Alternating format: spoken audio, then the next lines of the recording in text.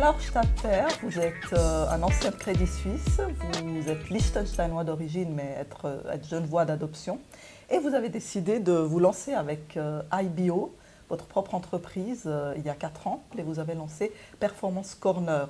Voulez-vous nous en dire plus sur ce futur comparateur de performance de gestion des banques qui a été jusque-là un sujet tabou, une prouesse impossible à réaliser? Bonjour Mirette. Alors oui, effectivement, on a lancé cette plateforme en novembre de l'année passée. Après une activité de plus de 10 ans, on a décidé de faire sauter ce tabou. On a la chance, je pense, d'y arriver grâce à une succession de données qui ont été collectées pour des clients privés, des trustees, voire même des banques depuis maintenant 10 ans. On a cette légitimité maintenant. Donc effectivement, c'est enfin le temps de la comparaison de performance grâce au Performance Corner et cette initiative d'IBO. Et qui joue le jeu aujourd'hui sur votre plateforme? Qui accepte de figurer dans votre classement, dans votre comparateur de résultats? Est-ce que des banques figurent dans ce comparateur, des gérants? Effectivement, aujourd'hui, les gens qui participent à cette comparaison de performance ne sont pas les grands instituts. Ou alors s'ils y participent, ils ne le savent pas et ils sont montrés à titre anonyme à la demande de clients privés qui eux-mêmes comparent les performances de ces banques à l'univers de placement. Donc effectivement, les principaux participants à cette comparaison aujourd'hui sont des gérants indépendants, des banquiers qui souhaitent rester anonymes et des clients privés. Alors, en revanche, les grandes banques y participent en tant que banque dépositaire parce qu'il faut qu'on reçoive les données de manière automatisée de quelque part et ces données doivent être anonymisées. Et donc, il y a un petit processus à mettre en place. Les banques qui y participent aujourd'hui sont dans l'ordre d'apparition Mirabeau. Ensuite, il y a eu la LGT, Suisse et Vaduz. Ensuite, il y a eu Lombardier, la Banque cantonale vaudoise, tout récemment la Banque Gonnet.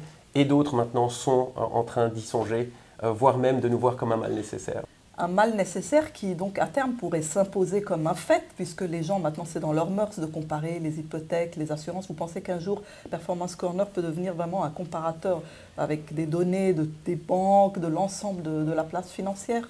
Le but n'est pas de vaincre, mais de convaincre. Donc il est évident aujourd'hui que la performance avec la disparition du secret bancaire va être un élément hyper important à l'avenir. Donc après que ce soit Performance Corner ou un autre qui le fasse, de toute façon ça vient. Donc ce sera vraiment, je pense aujourd'hui, au secteur suisse de décider qui va les comparer. Est-ce qu'ils choisissent aujourd'hui de dire Performance Corner finalement c'est des gens qui sont objectifs, qui ne souhaitent pas le mal aux banques et au secteur mais plutôt son bien? Ou alors de choisir et de laisser venir des concurrents qui auront peut-être d'autres objectifs, des anglo-saxons, de plutôt vendre leur propre performance et leur propre marché.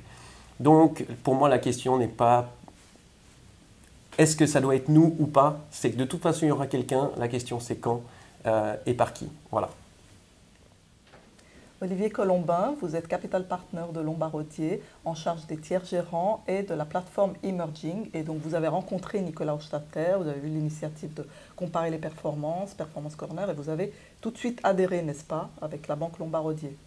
On a plus qu'adhéré en fait à cette initiative de Nicolas Hochstatter de IBO, dans le sens que non seulement l'idée nous a paru pertinente de promouvoir l'idée de comparaison de performance entre professionnels, c'est-à-dire qu'il y a beaucoup de professionnels qui savent quelles sont les performances qu'ils réalisent, mais très peu ont une idée de comment elles se situent par rapport à leur pairs. Donc rien que sur l'idée, la plateforme Emerging qui réunit des gérants de fortune indépendants a eu pour objectif d'accompagner cette initiative et de créer une opération qu'on a appelée Dare to Compare pour emmener nos membres et les inciter à participer à ce programme de comparaison.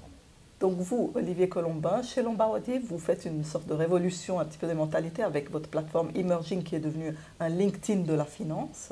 Et vous avez aussi votre Emerging Simulator qui permet de faire des business plans pour les gérants qui veulent devenir indépendants. Expliquez-nous. À l'attention d'une communauté professionnelle qui sont les gérants de fortune indépendants et les professions qui collaborent au sein de la chaîne de valeur du portfolio management, nous avons créé un écosystème professionnel qui s'appelle Emerging et qui réunit ces différentes professions dans un réseau fait pour eux, sécurisé, anonyme, mais qui permet aux différents acteurs d'interagir et de chercher des partenaires potentiels.